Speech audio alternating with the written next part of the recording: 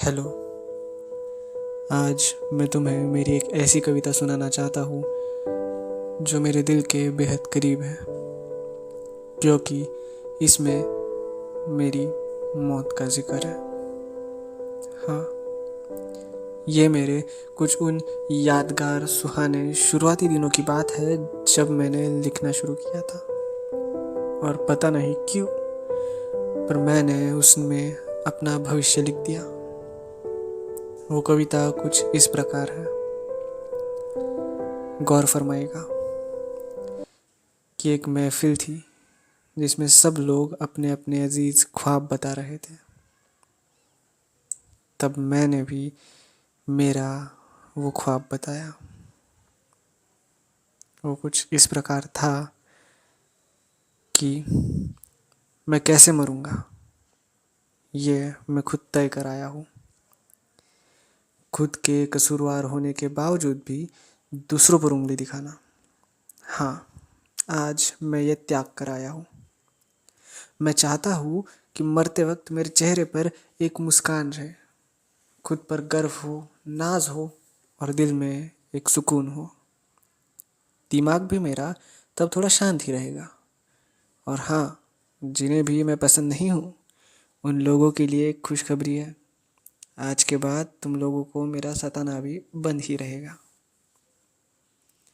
बस जो भी मेरे इस जनाजे में आए उन सब से मेरी बस यही दरख्वास्त रहेगी कि आज के इस हसीन पल को मत गवाओ।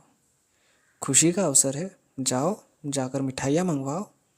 शुभ अवसर है, ढोल ताशे नगाड़े बजवाओ, नाचो गाओ खूब मनाओ।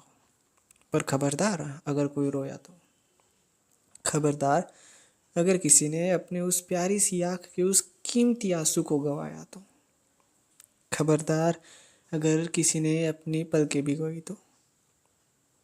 सच कह रहा हूँ, पाप लगेगा, किसी मरने वाले को भी सुकून नहीं मिलेगा। मेरे मौत के जश्न पर सबको मुस्कुराना पड़ेगा। कोई उदास होगा तो उसे भी मनाना पड़ेगा। किसी ने मेरी ये बातें सुनकर कहा, ये तुम कैसी बातें कर रहे हो मेरे दोस्त, तुम्हारी मौत का भी एक अलग जश्न होगा। महफिल सजेगी, जाने अनजाने सारे लोग होंगे। इस जश्न मौत में सब लोग अपने अपने झूठे आंसू लेकर आएंगे। हर कोई रोएगा, फूट फूट कर रोएगा तुम्हारी कब्र के पास। पर पीठ पीछे वो सारे नकली गम के आंसुओं को पोंछ हंसता मुस्कुराता खुशियां मनाता हुआ जाएंगे।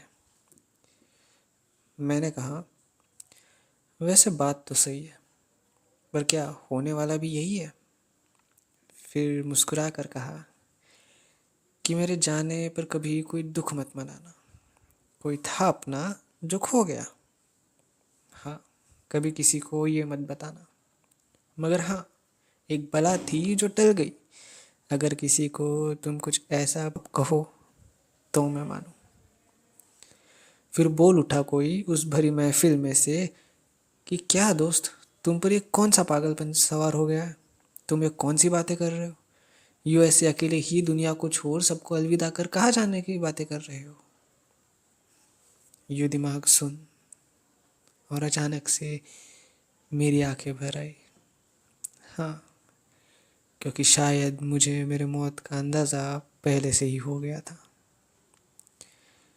क्योंकि जो मैं कहने जा रहा था उससे पहले ही आंख बंद, दिल थाम, जान निकल गई।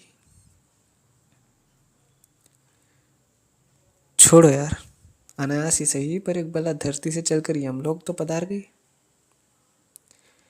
वहां पर भी वे लोग ये देखकर हैरान थे कि कौन आ गया है ये, जिसने इतने दुखों को झेल कर भी सबको हंसाया हो।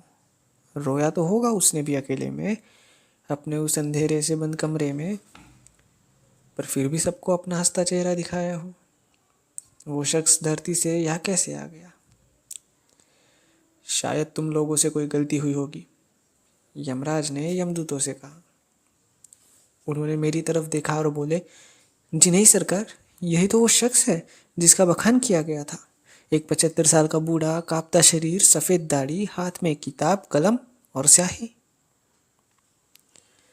हाँ, मैं ही हूँ वो। मैंने मुस्कुरा कर कहा। फिर पलटा, मुस्कुराया और एक कोना पकड़ कलम के सहारे से फिर लिखने बैठ गया। फ़र्क बस इतना सा था कि इस बार फरमान ऊपर वाले के यहाँ से आया था। Thank you.